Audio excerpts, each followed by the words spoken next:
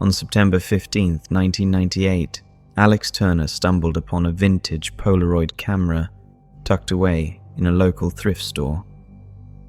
However, he had no idea that this seemingly innocent purchase would soon reveal a series of absolutely horrific photographs, and eventually lead to his demise. Alex Turner walked into a local thrift store, looking for nothing in particular but open to the quirks and curiosities that such places often hide. His eyes were drawn to a shelf cluttered with old electronics where he found a Polaroid camera nestled among various gadgets. The camera was unmistakably vintage, with a charm that spoke of a bygone era. Intrigued by its retro look and the affordable $5 price tag, Alex decided it would be a fun purchase.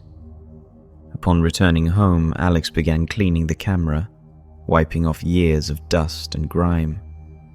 During the process, the camera suddenly spat out a photo. It was a photograph of a woman standing in a park, her smile bright and cheerful.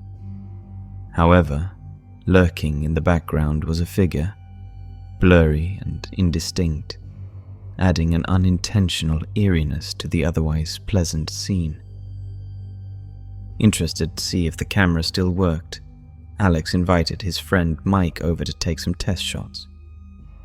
They started in the living room, casually taking photos of each other. When the first photo developed, they were surprised to see a faint image of another person standing in the background, much like the figure in the original photo found in the camera. As the evening progressed, Alex and Mike continued to use the camera, moving from room to room, snapping pictures absent-mindedly. With each photo, the background figure became increasingly clearer and closer. Neither Alex nor Mike could explain why the figure kept appearing or why it seemed to move closer with each shot. The situation was peculiar, but they didn't give it much thought beyond the initial shock and a passing curiosity. The figure in the photos was initially just a shadowy outline, but as they took more pictures, it began to take on more defined characteristics. It appeared taller than either of them, its features sharp and somehow menacing. By the time they took the last photo of the night, the figure was so close it seemed almost to be standing next to them.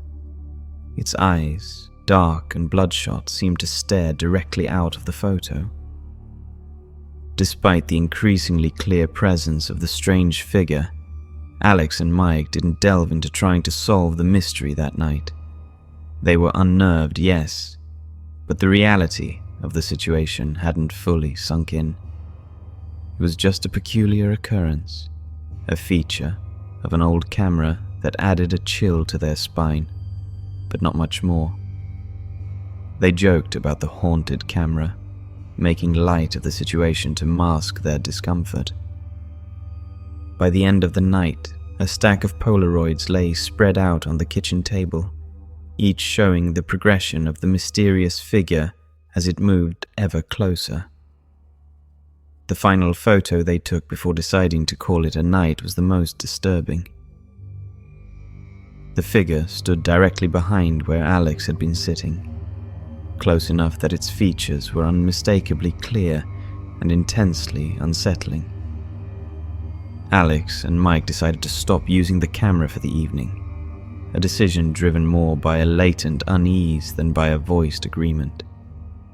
The camera was placed back in its box, and Mike left shortly after, leaving Alex alone with the images they had captured.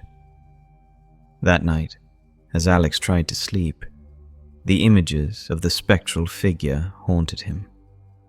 The room felt colder, the shadows deeper, and every creak of the house more sinister. Despite their decision to not pursue the mystery further, the implications of what they had captured on film lingered in the air, an unspoken challenge to their understanding of reality. As Alex lay in bed, the thought of the camera and its uncanny ability to capture the unseeable weighed heavily on his mind. Tomorrow, he knew, would just be another day, and the camera would just be a camera. But tonight, in the dark, it was hard to shake the feeling that something truly inexplicable had occurred. And whether they wanted to, or not, the mystery of the Polaroid and its ghostly figure would not be easily dismissed. The morning after discovering the camera's sinister ability, Alex Turner woke up with a heavy sense of dread.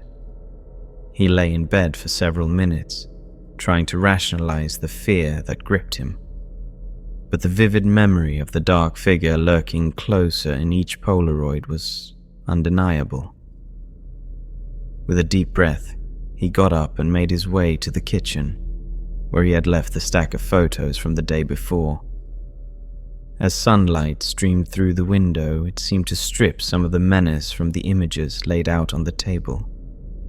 Nonetheless, each photo showed the figure, progressively clearer and definitely closer to the camera's lens with every shot. Alex shuffled through them quickly, his hands slightly trembling as he recalled how near the figure had appeared in the last photo taken. Trying to shake off his anxiety, Alex picked up the Polaroid camera again. A part of him believed that daylight might change the outcome. He decided to take a picture of the empty living room, hoping no figure would appear this time. He aimed the camera, pressed the shutter, and watched the photo slide out. Slowly, the image developed, and his heart sank. The figure was now unmistakably in the center of the room, its features horrifyingly distinct. Alex's breath caught in his throat. The room around him was palpably silent, suffused with the same cold emptiness as the photograph. He dared not blink, half expecting to see the figure materialize before him. But there was nothing. Only the chilling image in the photo, staring back at him with its big, haunting, bloodshot eyes. Compelled by a mix of terror and need for answers, Alex set the camera on a table and used the self-timer to take a photograph of himself. He stood stiffly, staring straight ahead, trying not to think of the figure that might be appearing behind him at that very moment. When the camera clicked, he quickly turned around. Nothing was there. But when he picked up the developed photo, he froze. The figure was there, standing so close behind him that its distorted face was almost touching his. Its eyes bore into him, a grotesque smirk twisting its features. Panic surged through Alex and he threw the photo down as if it burned him. He stumbled back, knocking over a chair. Alex's mind raced with horrifying possibilities. Was this figure tied to the camera, or worse, had it latched onto him? In a desperate attempt for answers, Alex grabbed the camera and the photos and stuffed them into a bag. He needed to return to the thrift store to find out where the camera came from, to see if the shopkeeper knew anything about its previous owner or these chilling occurrences.